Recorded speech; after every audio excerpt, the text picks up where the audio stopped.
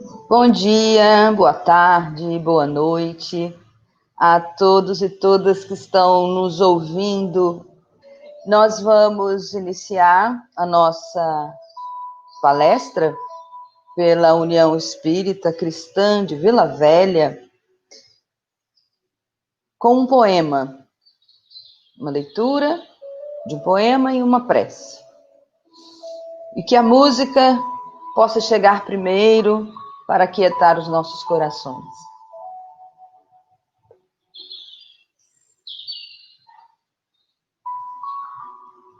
A prece. O dever de orar sempre, registrado por Lucas, capítulo 18, versículo 1. Muita gente aqui na Terra, às vezes até se esquece de, na alegria e na dor, se elevar a Deus em prece. Aquele que é crente em Deus, nosso Pai bondoso e amigo, ora para si e para todos, e para seus inimigos. Pensamento é força viva quando emitido com amor. Ele ultrapassa as barreiras e chega ao Pai Criador. Esteja certo que a prece tranquiliza os dias seus. É a alavanca poderosa que nos ligará a Deus. É de Manuel Sampaio Neto. Então vamos orar. Mestre Jesus, aqui estamos para falar dos mensageiros divinos, mas principalmente, Senhor, de Ti, o nosso mensageiro, que deixou um legado de amor para toda a humanidade. Fique conosco, orientando-nos e protegendo-nos nesta ponte que se faz entre Vila Velha e Guarapari. Esteja conosco, agora e sempre. Muito bom, deixa eu tirar o som aqui, para a gente começar a conversar sobre mensageiros divinos. Primeiramente, os nossos agradecimentos à diretoria, né, da UEC Vila Velha, a Anderson, que está aí do outro lado, coordenando isso tudo, para que a gente possa fazer, nesses minutos, conversar um pouco sobre esses mensageiros, né? Sobre esta lição de Emmanuel para nós no livro Religião dos Espíritos. É interessante que Emmanuel vai trazer essa reflexão a partir do capítulo 9 da parte 2ª de O Livro dos Espíritos. Né? O livro Religião dos Espíritos, ele foi escrito, né, ele foi elaborado no transcorrer de 91 sessões públicas na Comunhão Espírita Cristã em Uberaba. Alguém fazia uma preleção, o nosso querido Chico fazia ali a psicografia, Emmanuel escrevia através de Chico nessas 91 sessões, né, de reunião pública lá em Uberaba, na Comunhão Espírita Cristã, e ele, Emmanuel, discorria a partir daquelas falas daqueles companheiros que, à época, falavam de algumas questões de O Livro dos Espíritos.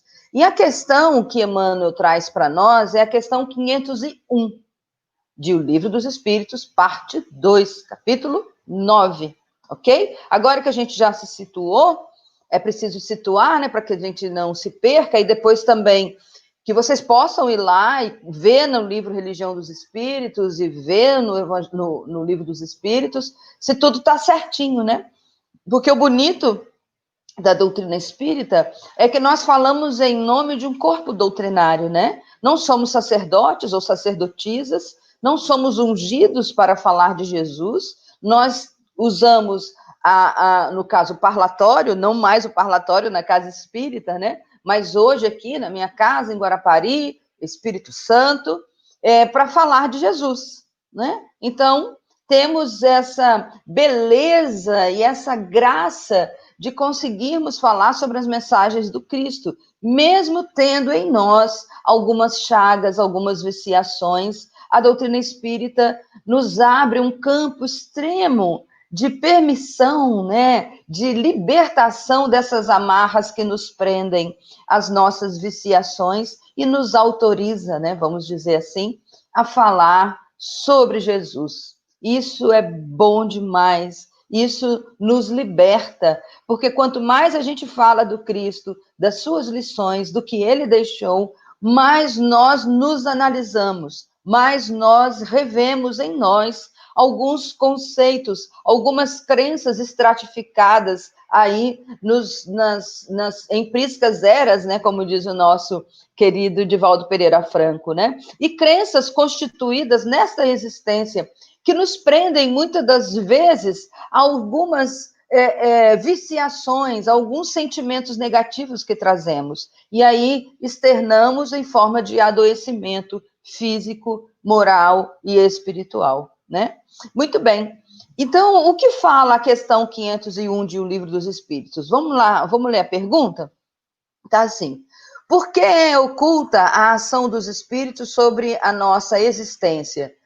E por que, quando nos protegem, não o fazem de modo ostensivo? Essa parte aqui do Livro dos Espíritos vai falar sobre os anjos guardiães, sobre os benfeitores espirituais. Se eles nos protegem, né? E essa é a premissa da doutrina espírita, todos nós temos anjos protetores, todos nós temos espíritos protetores, todos, desde um Divaldo Pereira Franco, que é um ícone de bondade para nós, até aquele que está nos presídios que cometeu algum delito. Todos nós temos os nossos anjos guardiões, os nossos espíritos protetores. E aí Kardec fala, então, se nós sofremos a ação desses espíritos, desses nossos espíritos protetores, dos nossos anjos guardiães, então por que não fazem de modo ostensivo? Por que não fala para mim, Alba, presta atenção, vai por esse caminho, é melhor, né, do que você ir para aquele? Olha o que você está fazendo, Alba, presta atenção. Por que eles não fazem isso comigo? Com a gente? Né? Aí vamos ver o que os espíritos respondem. Se vos fosse dado contar sempre com a ação deles, não obraríeis por vós mesmos, e o vosso espírito não progrediria. Para que este possa adiantar-se, precisa de experiência, adquirindo-a frequentemente à sua custa. É necessário que exercite suas forças, sem o que seria como uma criança que não consentem a andar sozinha. Sobre ele, entretanto, vela o seu guia, e de tempos em tempos lhe brada, quer dizer, lhe fala, advertindo do perigo. Olha que resposta, companheiros e companheiras. Quer dizer, se eles nos conduzissem pelas nossas mãos, como nós aprenderíamos a andar? Se os pais não permitissem que os filhos caíssem, levantassem, como que eles iriam caminhar? Como é que nós caminharíamos? Como eu caminharia? Se meu pai, Manuel, e minha mãe, Norma, me levassem o tempo todo. Eu precisei da experiência do cair, do machucar o joelhinho. Eu precisei da experiência de cair de bumbum no chão, quando tinha menos de um aninho ou um aninho, para que eu pudesse caminhar. Então, o que eles dizem? Não dá para fazer por nós o que nós temos que fazer por nós. E aí, já no final da resposta, ele diz, de quando em vez, que é de tempo a tempo, eles bradam alguma coisa advertindo-nos dos perigos, né? Eles falam para nós. Eles não nos dizem, ó, faz isso, mas eles dizem, cuidado, olha o caminho que você está seguindo. Silencia a essa contenda. Preste atenção, acalma. Né? Então, de tempo a tempo, eles vão nos orientando para que nós não possamos cometer os nossos erros eminentemente. Né? É preciso que a gente tenha a experiência para que nós possamos caminhar. Ok, aí tem a pergunta 502. O espírito protetor que consegue trazer ao bom caminho o seu protegido, lucra algum bem para si?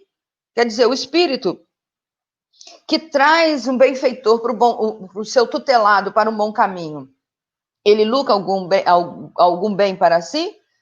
Resposta dos espíritos. Constitui isso um mérito que lhe é levado em conta, seja para o seu progresso, seja para a sua felicidade. Sente-se ditoso quando se vê bem-sucedido aos seus esforços, o que representa para ele um triunfo, como o triunfo é para um preceptor os bons êxitos do seu educando. Por exemplo, eu sou professora de língua portuguesa, literatura, agora psicóloga. Então, o quanto é bom, o quanto fico feliz quando um aluno meu se sai bem. Quando eu vejo um aluno ou encontro um aluno e vejo que hoje é um homem de bem, né? Trabalha no supermercado, é um advogado, é uma dona de casa. São alunos hoje que encontro que dizem, professora, obrigada pelo que você fez, né? Pela poesia que você me ensinou, né? Que às vezes a gente pegava poesia para que a gente pudesse colocar na vivência do aluno, porque a poesia pela poesia não há atrativo, né? Muito difícil a gente ter alguém que goste da poesia por fruir a poesia, somente os escritores e literatos. Mas nossos alunos, via de regra, não estão acostumados a isso. Então, eu trazia poesia para poder despertar para um processo de transformação, mesmo em sala de aula, como professora de língua portuguesa. E o quanto é bom ouvir o nosso aluno caminhando feliz. É exatamente essa a resposta de O Livro dos Espíritos. Para o preceptor, nossa, isso é um presente. Isso é um presente saber que o nosso querido aluno está bem, aluno, aluna, estão bem. E aí tem uma subpergunta, a letra A, nessa 502, que diz assim: é responsável pelo mau resultado dos seus esforços? Não, pois que fez o que de si dependia. Então, eu sou culpada por alunos estarem aí envolvidos em tráfico, como a gente infelizmente sabe, alunos e alunas que infelizmente desencarnaram envolvidos com droga, com violência? Não. Para a nossa desdita, o nosso orientador tem algum tipo de culpa, de responsabilidade diante das nossas incoerências e inconsequências? Não, claro que não. Respondem os espíritos, né? A responsabilidade do nosso caminho é nosso, não é do nosso orientador espiritual. O nosso orientador espiritual teve para conosco o cuidado durante a nossa concepção, o nosso momento na barriguinha da nossa mãe, o nosso crescimento, hoje adultos e adultas, né? Mas o caminho que eu vou seguir, isso depende de mim e não dele, né? Seria muito sim, muito fácil até, né? Ó, eu tô assim errada, culpa sua, né? Então a gente iria botar a responsabilidade nos outros, né? Beleza, então vamos lá. Caminhando. 504. Poderemos sempre saber o nome do nosso protetor ou anjo da guarda? Olha que interessante, pessoal. Deixa eu tomar um golinho d'água. Volta e meia, eu lembro quando eu estava no estudo sistematizado da doutrina, no Grupo Espírita Allan Kardec, em Guarapari, e durante 20 anos eu coordenei esse estudo sistematizado. Aí eu tive que estudar em Vitória e deixei, né? E tá, beleza. E toda vez que tinha alguém, né, que chegava, que não conhecia a doutrina, né, e o ESD, via de regra, é a porta de entrada, né, para o conhecimento, porque a gente vai estudar da base da doutrina espírita, para que possa, né, dar maior lucidez e tranquilidade àquele que nos procuram. Aí, e sempre alguém, quando chegava nesse momento de estudo, alguém falava assim, mas Alba, eu queria saber tanto o nome do meu orientador. Como é que é o nome do meu orientador? Eu posso saber o nome do meu orientador? E é interessante, né? E quando não estava nesse período, eu buscava essa pergunta, né, para que a gente pudesse entender essa necessidade, porque a gente tem necessidade de nominar, não tem? A gente precisa dar nome às coisas. E óbvio, então eu entro na doutrina, eu sei que eu tenho um espírito protetor. Mas como é que é o nome dele? Eu queria tanto saber o nome dele, né? Kardec faz essa pergunta, olha como respondem os espíritos. Como quereis saber os nomes para vós inexistentes? Supondes que o espírito só há os que o conheceis? Aí na subpergunta, então, Kardec, né, que é danadinho, como podemos invocar se não conhecemos? Né? Os espíritos respondem, né? Como é que pode dar nome àquilo que vocês não conhecem? Tá, mas como que eu posso invocar se eu não conheço? Pergunta Kardec. E respondem os espíritos. Dá-lhe o nome que quiserdes, o de um espírito superior, que vos inspire simpatia ou veneração. O vosso protetor acudirá ao apelo com que nome lhe dirigirdes, visto que todos os bons espíritos são irmãos e se assistem mutuamente. Olha que interessante. Então eu não preciso saber o nome dele. Eu botei o nome de Clarice, a minha mentora. Mas por que mentora, Alba, não mentor? É porque a gente acredita só tem homem, né, no mundo espiritual, né? Só tem espírito, né? Só tem espírito masculino, né? Não. Olha a Joana, né? Hoje, óbvio, né? Essa crença, né, diminuiu bastante. Mas toda vez que eu fazia uma palestra, alguém dizia assim, Alba, eu vi uma freira. Isso, comecei a oratória aos 18 anos, né? E volta e meia alguém falava que via uma mulher, que via um espírito feminino perto de mim, né? E via um espírito feminino. Falei, quer saber de uma coisa? Eu vou chamar de Clarice, porque eu gosto do nome de Clara, Clarice, né? Gosto desse nome. E aí chamei. E o meu espírito protetor se chama Clarice. E é a ela que eu me dirijo. Pode ser, pode não ser como respondem os espíritos, mas eu chamo. Ela vai me atender, ou ele vai me atender de qualquer maneira. Que como dizem aqui, como dizem os espíritos, os bons espíritos são irmãos e se assistem mutuamente. Então não faz diferença para o nosso espírito protetor o nome que a gente der. Eu posso chamá-lo de Joana de Ângeles, eu posso chamá-lo de Pedro, Paulo, João, como ele fala aqui, né? Dá o nome do espírito que ele inspire simpatia ou veneração.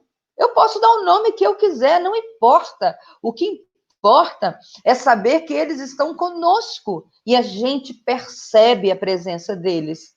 É só a gente apurar os nossos sentidos, é só a gente aguçar a nossa percepção, que nós vamos ver que eles estão presentes. Neste momento aqui, na minha casa, em Guarapari, eu estou conectada aos benfeitores da UEC, em Vila Velha.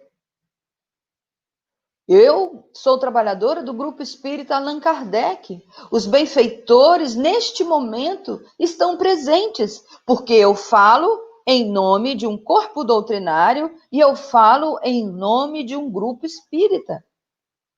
Quando eu invoco, através da leitura que nós fizemos e da prece, quando eu invoco a presença dos benfeitores de Jesus, eu estou invocando uma rede de proteção para mim, para o Anderson que está aí do outro lado, cuidando das palestras da UEC, né? Cuidando com carinho e eficiência, que menina danadinho. Então a gente vai ver que estamos envoltos nesta rede de proteção. Tanto eu aqui, como o Anderson lá, a UEC, Vila Velha e Guarapari, aqui, no outro bairro, próximo de mim. Percebem, companheiros, que tudo está interligado e não importa Anderson saber o nome dele, a Rosa saber o nome dela, a Sofia saber o nome do orientador dela, não importa. O que importa é a presença deles em nossa vida, dizem os espíritos. Então, nós precisamos agora, já que a gente falou desses espíritos protetores, Kardec usa também anjo guardião. Então, quando a gente fala anjo guardião, É interessante. O que a gente imagina anjo? Como a gente imagina anjo? Pararam para pensar? Como é o anjo?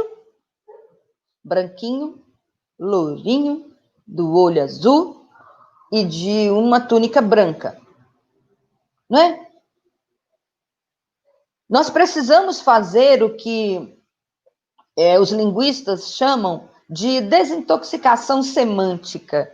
E o que seria desintoxicação semântica? A gente precisa desintoxicar essa palavra da imagem que ela traz. Qual é a imagem que a gente traz de anjo? Branco, do olho azul, louro de túnica branca. Aí vem em 1857, Kardec corta, desintoxica a gente dessa imagem. Por quê? Porque anjo guardião, espírito protetor, são espíritos mais maduros que nós, mais elevados que nós, porque não pode deixar cego guiando cego, para cuidar de nós. E não aquele anjo que a gente conheceu na crença judaico-cristã. Até porque só pode ser branquinho, do olho azul? E não pode ser negro? Como é isso? Quem já deve ter lido o livro O Alto da Compadecida, de Ariano Suassuna, ele traz para nós, esse livro foi proibido um tempo, porque ele trazia um Deus negro. Sim, pele negra. Então ele foi proibido. Como Deus é negro? Não, jamais. Olha a concepção que nós temos ainda, companheiros. Como que a gente tem que trabalhar essa desintoxicação semântica? O quanto ainda nós temos dificuldade de entender algumas coisas, né? Precisamos nos desintoxicar dessa concepção que nós temos de anjo. Porque anjo, o espírito angelical é aquele espírito puro, que ainda não somos nós, que ainda não são os nossos mentores, espíritos angelicais, aí está no nível de Jesus, né? Os nossos mentores são espíritos que têm mais maturidade que nós, que têm uma evolução maior do que nós, que têm uma compreensão de vida maior do que a nossa, para poder cuidar da gente, né? É a mesma coisa do professor. Como que eu vou ensinar literatura se eu não sei literatura? Para que os alunos saibam literatura, é preciso que eles tenham aula de alguém que saiba literatura. Perfeito? Então é isso. Então é preciso que a gente possa se desplugar desse conceito de anjo, porque anjo guardião, que Kardec também usa esse termo, não está ligada àquela imagem, àquela concepção semântica que a gente tem de anjo, ok? Então, nós vamos continuar na pergunta 505. Os espíritos protetores que dão nomes conhecidos sempre são realmente os espíritos das personalidades que tiveram esses nomes? Não, respondem os espíritos. Muitas vezes, os que dão são espíritos simpáticos aos que de tais nomes usaram na Terra. Amando destes, respondem ao vosso, né, chamamento. Fazeis questões de nomes, eles tomam um que vos inspire confiança. Olha que lindinho, gente. Mais uma vez mostrando que o que importa é o sentimento, né? O que importa é o sentimento, né? Nome. Quando não podeis desempenhar pessoalmente determinada missão, não costumais mandar que outro, por quem respondeis como por vós mesmos, obrar em vosso nome? Quer dizer, nomes. Para quê? O que importa é o sentimento, o que importa é a prece, o que importa é a nossa necessidade e a direção que nós estamos dando ao nosso pensamento para que esses espíritos protetores recebam o nosso clamor, o nosso pedido. A pergunta 506. Na vida espírita, reconheceremos o espírito nosso protetor. A gente, quando desencarnar, a gente vai conhecer. Eu, por exemplo, eu dei o nome de Clarice, como eu falei para vocês. Eu vou conhecer a Clarice? De certo, pois não é raro que o tenhais conhecidos antes de encarnardes. Olha só, gente, nós conhecemos antes, né? E vamos encontrar com eles depois, porque são nossos tutelados. Nós somos tutelados dele, melhor dizendo, né? Eles são os nossos preceptores. Eles que antes de nós reencarnarmos, eles estavam lá ajudando na elaboração da nossa encarnação. Quem quiser saber um pouco mais disso, leia as obras de André Luiz. Em particular, eu falo isso porque eu estou lendo agora, Entre a Terra e o Céu. Na reencarnação de Júlio, Clarencio está lá cuidando, junto à Blandina.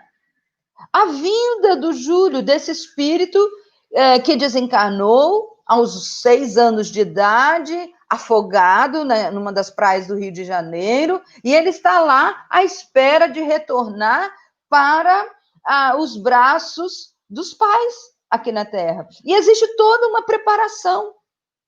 O Júlio vai saber? Sim. Quem é Clarencio? Sim. Quem é Blandina? Sim. Assim como nós, né?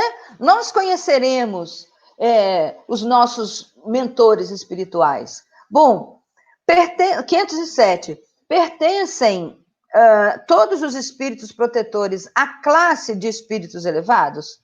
Podem contar-se entre a classe média? Um pai, por exemplo, pode tornar-se espírito protetor do seu filho? Quer dizer, meu pai desencarnou, pode tornar espírito protetor? Meu espírito protetor? Né? Meu pai, minha mãe? Pertencem todos os espíritos protetores à classe de espíritos elevados ou à classe média? Né?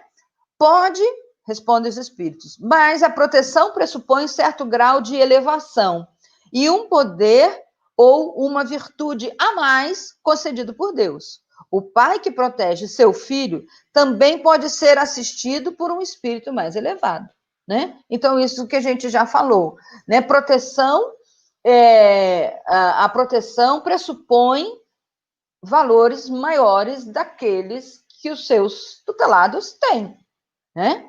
Ser-nos-á sempre fácil discernir a presença dos mensageiros divinos ao nosso lado pela rota do bem que nos induzam, né? Quando a gente tiver em momentos de aflição, como nós somos aconchegados quando nós fazemos a prece de uma paz, de uma tranquilidade, de um momento que a gente percebe que as ideias começam a clarear, né? Como na palestra ontem, né, que nós fizemos para o Jerônimo, né, uma fala da Joana, quando ela diz, para diante do turbilhão e medita. Para diante das dificuldades, vamos parar. Vamos conectar com os nossos mentores, com o nosso mentor espiritual. Continua Emmanuel, ainda que tragam consigo o fulgor solar da vida celeste, sabem acomodar-se ao nosso singelo degrau nas lides da evolução, ensinando-nos o caminho da esfera superior. Nunca se prevalecem de verdade para esmagar-nos em nossa condição de espíritos devedores, usando simplesmente como remédio dosado para que nos ergamos. Olha que lindo, gente. Nem mais nem menos, a dose certa de equilíbrio para o nosso soerguimento. Se nos encontram abatidos e lacerados, jamais nos aconselham a qualquer esforço ou lamentação, e sim ajudam-nos a esquecer a crueldade e violência. São rosas no espinheiral de nossas imperfeições, perfumando-nos a agressividade com o bálsamo da indulgência. Jesus, coisa linda! Deixa eu repetir? Eu vou repetir. Não, a gente tem que guardar esse último parágrafo de Emmanuel para nós. Emmanuel é um poeta, gente. São rosas no espinheiral de nossas imperfeições. Os nossos mentores são rosas no espinheiral de nossas imperfeições, perfumando-nos a agressividade como bálsamo da indulgência. Meu Deus do céu. Como eu digo, acabou a palestra. Como eu brinco com o pessoal, acabou a palestra. Né? Essa frase é lindíssima. Né? Então, os nossos orientadores, os nossos mentores, são esses perfumes. São rosas que perfumam o nosso caminho. E diante desse caos e insegurança que nós estamos vivendo hoje no mundo, o que devemos fazer? Calma, calma, oremos. Oremos a Jesus, nosso bem, pedindo-lhe paz e amor para as criancinhas também que sofrem nos leitos de dor. Então vamos pedir a Jesus, o nosso grande mensageiro, que possa conceder-nos a paz, o perfume diante das nossas dificuldades pessoais, diante dos nossos problemas, que algumas vezes nós não percebemos a saída. Já viram isso? Já perceberam isso? Tem hora que a gente está com tanta dificuldade que a gente olha, meu Deus, o que eu vou fazer? Eu não sei o que eu vou fazer. Mas calma, calma. Não se preocupe, tenha calma, né?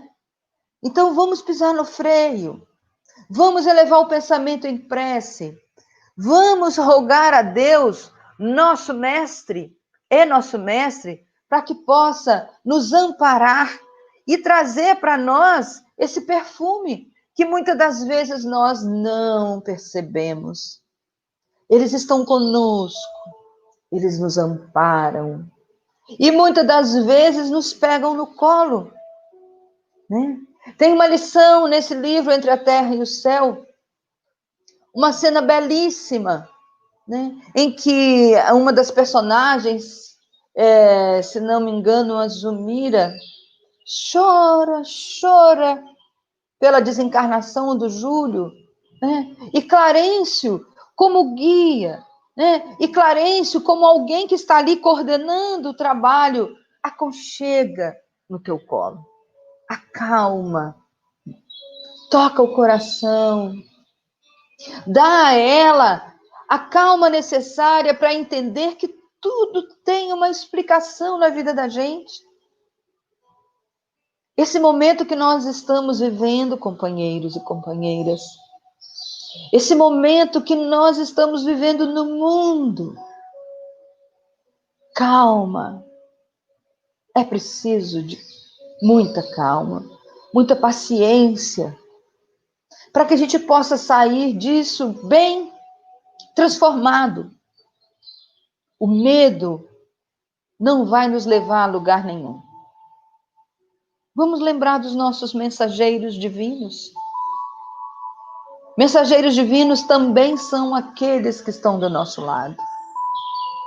Aquele que nos ampara, aquele que nos protege. O nosso pai, a nossa mãe, o nosso avô, a nossa avó, o nosso amigo, o nosso irmão. Os mensageiros divinos não são só aqueles que estão desencarnados e estão cuidando de nós como anjos, como espíritos protetores. Mas mensageiros divinos também são aqueles que partilham ombro a ombro, lado a lado conosco. Aqueles que muitas das vezes com o olhar nos conhecem. Aqueles que ligam para a gente e dizem, eu estou aqui, calma. Aqueles que nos abraçam e em silêncio nos acolhem. Aquele amigo que mesmo longe nos dá uma palavra de amor e de afeto. Vamos procurar os nossos mensageiros? Vamos ligar e vamos ser mensageiros? Vamos ligar para um idoso, como recentemente eu dei uma entrevista para um jornal aqui de Guarapari, que pediu para a gente falar sobre os idosos. Vamos ligar para eles. Vamos dizer, ei vó. Ah, mas se eles não têm telefone, vão lá na casa deles e ficando à distância necessária, né? Vô, estou aqui, com máscara, óbvio, aquela coisinha toda que a gente precisa. Estou aqui, vô, tudo bem? Você almoçou hoje? Tomou café? Como é que foi? Tomou remedinho? Né? É ligar. que nós possamos também ser os mensageiros divinos. E precisamos tantos, né, gente? Estamos aí numa intoxicação de informações que nos machucam tanto. As pessoas estão brigando tanto nas redes sociais. Então é momento de acolhimento, é momento de envolvimento, é momento de ser mensageiro divino. A minha paz eu vos deixo, a minha paz eu vos dou. E o mensageiro leva a paz, e eu estou levando a paz? Fica essa pergunta, fica essa reflexão. Eu sou o mensageiro divino? Ou eu sou a discórdia? Eu sou aquele que leva a luz ou aquele que espalha as trevas? Lembrando a oração de São Francisco de Assis, Senhor, fazei de mim um instrumento de tua paz. Onde houver ódio, que eu leve o amor.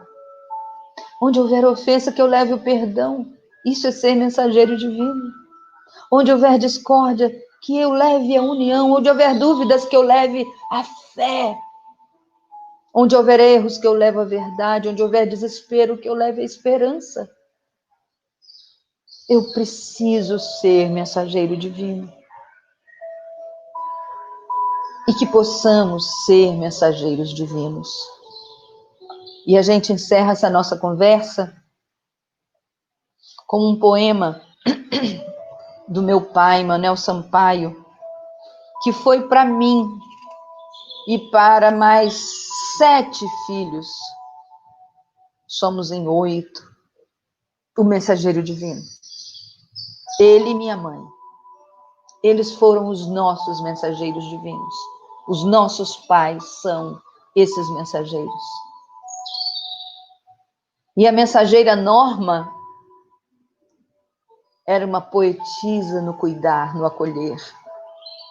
Mulher simples, escrevia o nome, lia pouco, estudou até a 3ª série, mas tinha uma sabedoria extraordinária. Ela foi a minha mensageira. Deus me deu a minha mãe como mensageira. E meu pai como poeta. Como um poeta que veio durante 53 anos da minha vida a me orientar, a me mostrar Jesus e a dizer para mim e para meus irmãos que o mensageiro divino maior que teve aqui na Terra foi Jesus. E ele dizia assim, no poema do livro Ao Encontro da Luz, volume 1, que ele escreveu 2, e ele dizia assim, meu pai, agradecimento a Jesus. Ele tirou de Efésios capítulo 5, versículo 20, dando sempre graças por tudo a nosso Deus e Pai, em nome do nosso Senhor Jesus Cristo. E Manuel Sampaio Neto, o meu mensageiro, e o mensageiro de tantas pessoas, né, que meu pai fazia palestras, acolhia dores, cuidava dos sofridos aqui em Guarapari. Ele, minha mãe e tantos outros fundaram o Grupo Espírita Allan Kardec, que hoje tem 42 anos de existência, 44 anos de existência. E ele diz assim, agradecemos a Jesus pelo suplício na cruz, nos dando lição tão bela. Fizeste da dor um templo, agradecemos o exemplo pela humildade singela. Agradecemos-te a vida que nessa estrada sofrida nos permitiste passar, mas que possamos saber no caminho percorrer e nossa alma burilar. Agradecemos-te na prece pelo sol que nos aquece pelo mal e pelo bem. Dá-nos resignação e na dor e na aflição agradecemos também. Agradecemos-te, amigo, em nos dar na terra abrigo através do nascimento, pelo carinho e bondade e pela oportunidade para o nosso crescimento. Ó Jesus de Nazaré, Alimenta-nos a fé com o amor que nos tem dado. Que saibamos bem viver, aprendendo a agradecer. Ó Senhor, muito obrigada. Muito obrigada a todos e todas por estar conosco nessa jornada de ensinamento que a doutrina espírita nos propõe. Muita paz, que Jesus possa nos abençoar, e com essa lição a gente encerra como se fosse uma prece, agradecendo a Deus por tudo que nos tem dado. Muita paz, que Jesus nos abençoe e até a próxima.